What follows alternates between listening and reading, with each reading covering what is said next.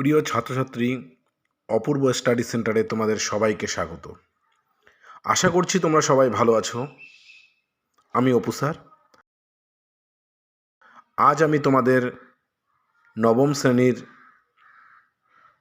ইতিহাস পঞ্চম অধ্যায় বিংশ শতকের ইউরোপ এই চ্যাপ্টার থেকে মান 2, 4 ও মান 8-এর কিছু গুরুত্বপূর্ণ প্রশ্ন তোমাদের সামনে তুলে ধরব। আশা করছি এই প্রশ্নগুলি তোমরা যদি বাড়িতে রেডি করো তাহলে তোমাদের পরীক্ষায় খুবই কাজে লাগবে। তা শুরু করা যাক। আজকের প্রথম মান 2-এর প্রশ্ন, রাশিয়ার জারতন্ত্র বলতে কি বোঝায়? দ্বিতীয় প্রশ্ন, রক্তাক্ত রবিবার বলতে কি বোঝো? তৃতীয় প্রশ্ন, রুশীকরণ নীতি বলতে কি বোঝায়? চতুর্থ প্রশ্ন, ভাইমার প্রজাতন্ত্র কি? পঞ্চম প্রশ্ন, অর্থনৈতিক মহামন্দা বলতে কি বোঝায়? ষষ্ঠ প্রশ্ন, ফ্যাসিবাদ কি? সপ্তম প্রশ্ন, নাৎসিবাদ কি? অষ্টম প্রশ্ন, হেরেনভগ তত্ত্ব কি?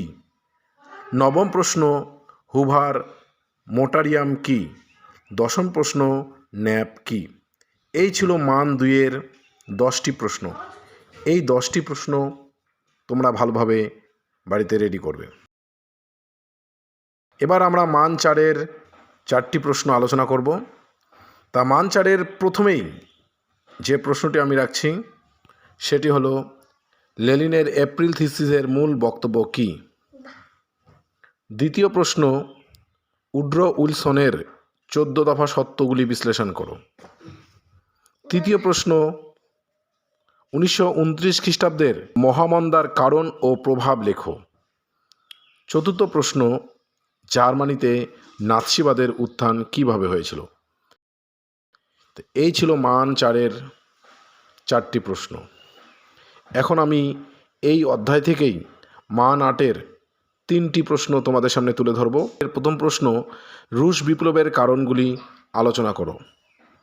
দ্বিতীয় প্রশ্ন, ইতালিতে কিভাবে ফ্যাসিবাদী শক্তির উত্থান ঘটেছিল? মুসোলিনি কিভাবে ইতালিতে একনায়কতন্ত্র কায়েম করেন?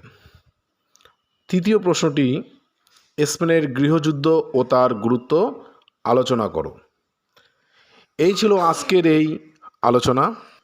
যদি আজকের এই আলোচনা তোমাদের ভালো লেগে থাকে তাহলে তোমরা তোমাদের বন্ধুদের মধ্যে ভিডিওটি বেশি বেশি করে শেয়ার করবে, লাইক করবে, কমেন্ট করবে এবং নতুন যদি কেউ হও তাহলে চ্যানেলটিকে সাবস্ক্রাইব করবে।